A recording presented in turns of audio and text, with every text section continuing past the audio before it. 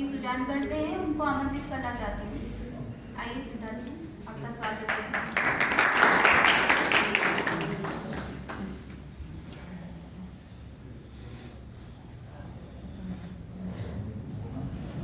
सदाशिव समारंभे शंकराचार्य मध्यमम् अस्मद् आचार्य पर्यंतम वंदे गुरु परंपराम्। वंदे बोधमय नित्यं गुरु शंकर रूपिणो यमास्तुतो हि वक्रोपि चंद्रो सर्वत्र वंदते। मैं सर्वप्रथम गुरु जी के चरणों में वंदन करता हूँ। सम्मानित मंच और मेरे बंधु भगिनी, जैसे कि ज्योतिष की यहाँ बात आ रही है, ज्योतिष और जनता विषय रखा गया है। सर्वप्रथम परमानंद जी गुरु जी ने जो बात बताई कि जनता के अनेक विषय होते हैं, अनेक प्रकार की बातें होती हैं, पूछने के लिए आते हैं। और अभी मेरे से पूर्व जो भाई साहब आए, इन्होंने जो बात बताई कि जो वक्ता जो है, पूछने वाला जो है, उसका भाव किस तरह का है, इस बात को मैं एक उदाहरण के माध्यम से बताऊंगा। बहुत वर्ष पहले की बात है, हमारे एक परिचित थे, उन्होंने ज्योतिष के बारे में की परीक्षा लेने के लिए गुरु जी के पास में प्रश्न पूछने के लिए चले गए। त्रिलोकी शास्त्री सुदान के जाने माने हस्तरेखा लिखे हुए हैं और बहुत नाम उनका चारों तरफ रहा है। उनके पास में वो पूछने के लिए गए।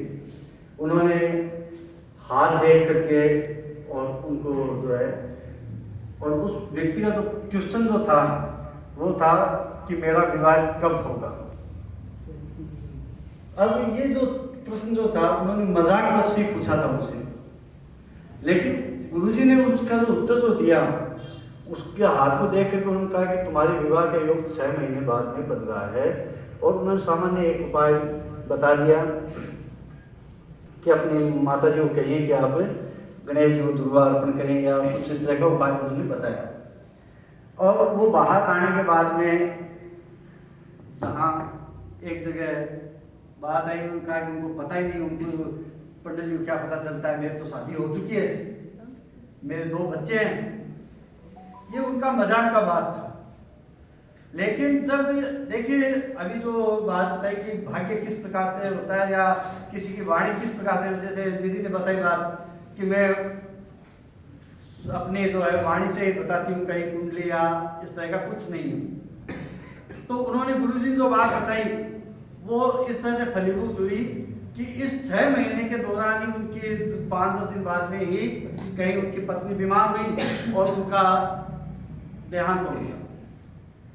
2 बच्चे हैं, इसलिए परिवार वालों में बात है कि बच्चों कैसे पालेंगे, इसका दूसरा विवाह किया जाए। और वो 6 महीने की बात वहां पर आ जाती है, और वो विवाह का 6 महीने बाद में विवाह का योग बन जाता है।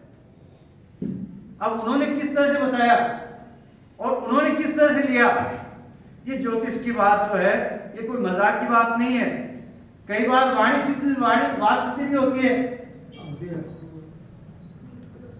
ठीक है ना, वाक सिद्धि से भी कई बार इस तरह की बात हो जाती है। तो ज्योतिष को कहीं कोई मजाक में न ले, कहां किसकी बात कहां फलीभूत हो जाए।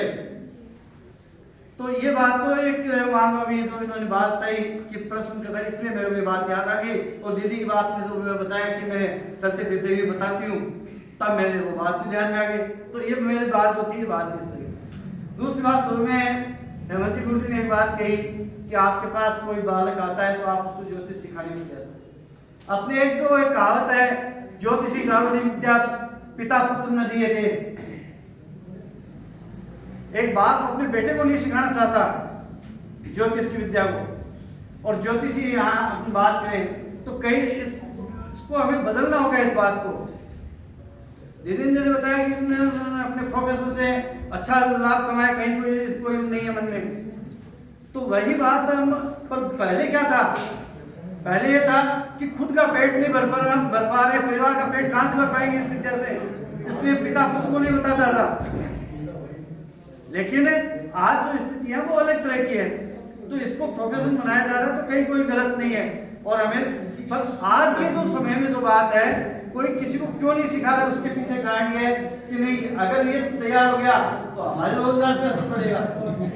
यहीं रहते हुए एक जगह इस कारण से नहीं सीखा पा रहे। तो दूसरी बात ये, तो इसको आप निर्णय लें, सब अपने अपने भाग्य के अनुसार सब कमाते हैं, कोई ये नहीं है आपके उसके ऊपर फोकस में कोई फर्क नहीं पड़ने वाला उससे।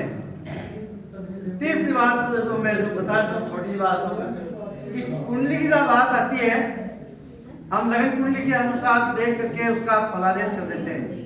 ये इसमें इस भाव में ये ग्रह बैठा है, इस भाव में ये ग्रह बैठा है, इस भाव में ये ग्रह बैठा है।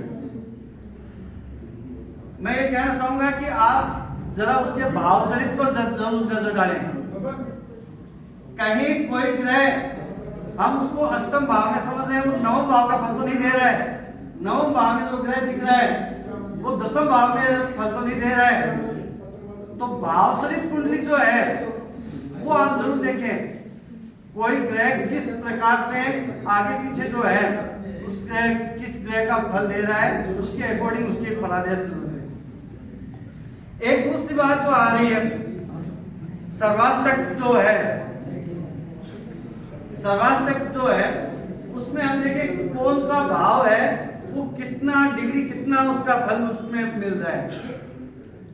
अब कई बार ये आता है कि आय का भाव एकादश भाव से अगर द्वादश भाव का अगर पॉइंट ज्यादा है तो उसकी कमाई से ज्यादा उसके खर्चे का लोग ज्यादा रहेगा। तो इस स्थिति में हमें सर्वाष्टक और भाव चरित इन दो पॉइंटों पर आप थोड़ा सा ध्यान दे करके और अगर दूसरे को सुनने दो, आपको और ज्यादा नजदीक पहुंच सकते हैं। मुझे यहाँ मंच पर बोलने का अवसर दिया, इसके लिए आप सबका बहुत बहुत धन्यवाद।